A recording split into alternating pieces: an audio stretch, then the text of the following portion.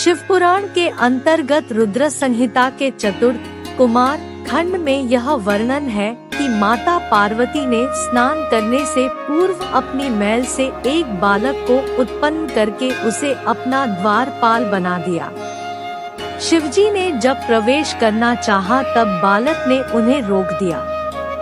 इस पर शिवगणों ने बालक से भयंकर युद्ध किया, परंतु संग्राम में उसे कोई पराजित नहीं कर सका। अंततोगत्वा भगवान शंकर ने क्रोधित होकर अपने त्रिशूल से उस बालक का सिर काट दिया। इससे भगवती शिवा क्रुद्ध हो उठीं और उन्होंने प्रलय करने की ठान ली। भयभीत देवताओं ने देवर्षि नारद की सलाह पर जगदम्बा की स्तुति करके उन्हें शांत किया। शिवजी के निर्देश पर विष्णुजी उत्तर दिशा में सबसे पहले मिले जीव हाथी का सिर काट कर ले आए। मृत्युंजय रुद्र ने गज के उस मस्तक को बालक के धड़ पर रखकर उसे पुनर्जीवित कर दिया। माता पार्वती ने हर्षातिरेक से उस गज मुख बालक को अपने हृदय से लगा लिया और देवताओं में अग्रणी होने का आशीर्वाद दिया। ब्रह्मा, विष्णु, महेश ने उस बालक को सर्वाध्यक्ष घोषित करके अग्रपूज्य होने का वरदान दिया। भगवान शंकर ने बालक से कहा, गिरिजानंदन, विघ्न नाश करने में तेरा नाम सर्वोपरि होगा। तू सबका पूज्य बनकर मेरे समस्त गणों का अध्यक्ष हो जा। गणेश्वर, तू भाद्रपद मास के कृष्ण पक्ष की चतुर्थी को चंद्रमा के उदित होने पर उत्पन्न हुआ है। इस तिथि में व्रत करने वाले के सभी विघ्नों का नाश हो जाएगा और उसे सब सिद्धियां प्राप्त होंगी। कृष्ण पक्ष की चतुर्थी की रात्रि में चंद्रोदय के समय गणेश तुम्हारी पूजा करने के पश्चात रति चंद्रमा को अर्घ्य देकर ब्राह्मण को मिष्ठान खिलाए। तदोपरांत स्वयं भी मीठा भोजन करे।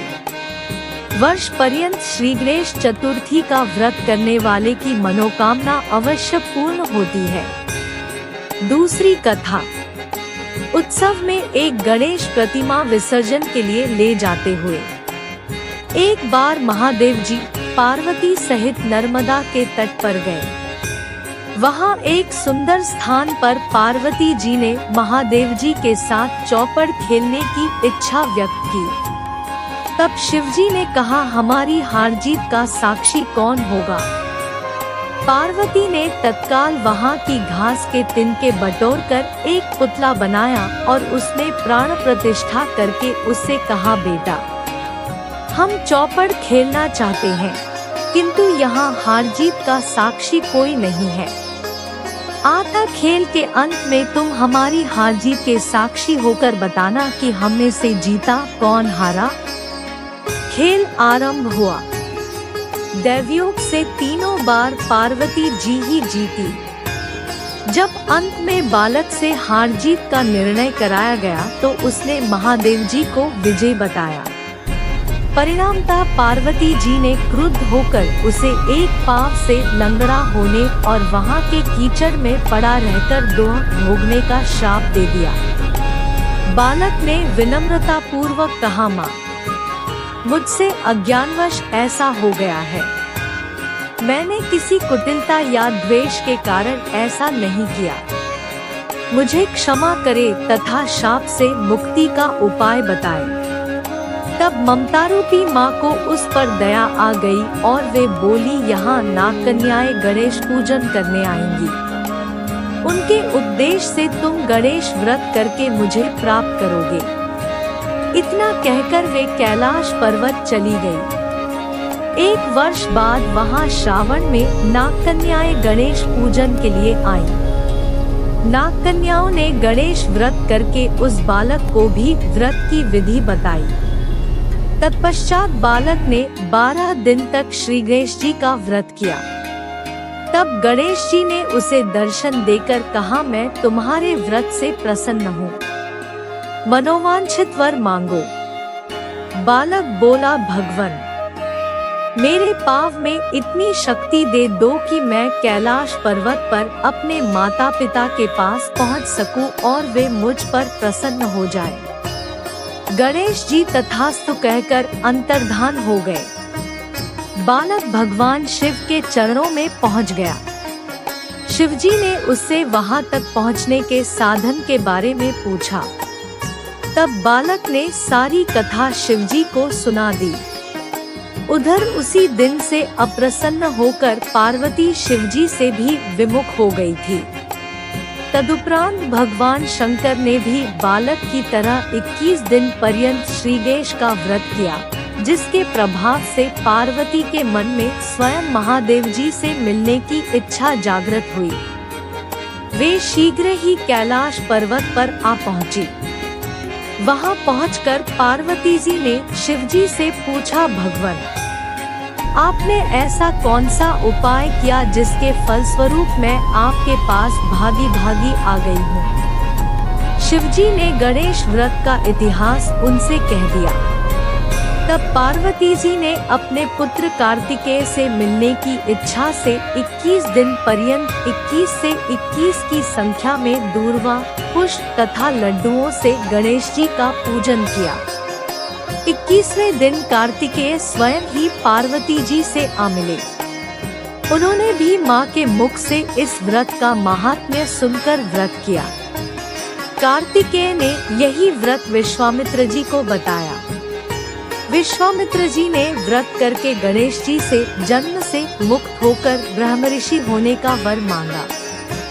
गणेश जी ने उनकी मनोकामना पूर्ण की। ऐसे हैं श्री गणेश जी जो सबकी कामनाएं पूर्ण करते हैं। तीसरी कथा। एक बार महादेव जी स्नान करने के लिए भोगावती गए। उनके जाने के पश्चात पार्वती ने अपने तन के मैल से एक पुतला बनाया और उसका नाम गणेश रखा।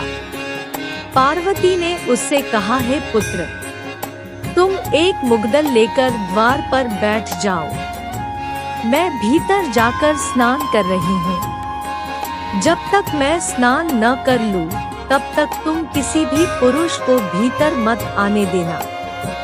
भोगावती में स्नान करने के बाद जब भगवान शिवजी आए तो गणेश जी ने उन्हें द्वार पर रोक लिया। इसे शिवजी ने अपना अपमान समझा और क्रोधित होकर उनका सिर धड़ से अलग करके भीतर चले गए। पार्वती ने उन्हें नाराज देखकर समझा कि भोजन में विलंब होने के कारण महादेव जी नाराज हैं। इसलिए उन्होंने तत्काल 2 थालियों में भोजन परोसकर शिवजी को बुलाया। तब दूसरा थाल देकर तनिक आश्चर्यचकित होकर शिवजी ने पूछा, यह दूसरा थाल किसके लिए है? पार्वती जी बोली, पुत्र गणेश के लिए है, जो बाहर द्वार पर पहरा दे रहा है। यह सुनकर शिवजी और अधिक आश्चर्यचकित हुए। तुम्हारा पुत्र पहरा दे रहा है? हाँ नाथ, क्या आपने उसे देखा नहीं? देखा तो था, किंतु मैंने तो अपने रोके जाने पर उसे कोई उद्दंड बालक समझकर उसका सिर काट दिया। यह सुनकर पार्वती जी बहुत दुखी हुई। वे विलाप करने लगी। तब पार्वती जी को प्रसन्न करने के लिए भगवान शिव ने एक हाथी के बच्चे का सिर काटकर बालक के धड़ से जोड़ दिया। पार्वती जी इस प्रकार पुत्र गणेश को पाकर बहुत प्रसन्न हुई। उन्होंने पति तथा पुत्र को प्रीतिपूर्वक भोजन कराकर बाद में स्वयं भोजन किया। यह घटना भाद्रपद शुक्ल चतुर्थी को हुई थी। इसीलिए यह तिथि पुण्य पर्व के रूप में मनाई जाती है।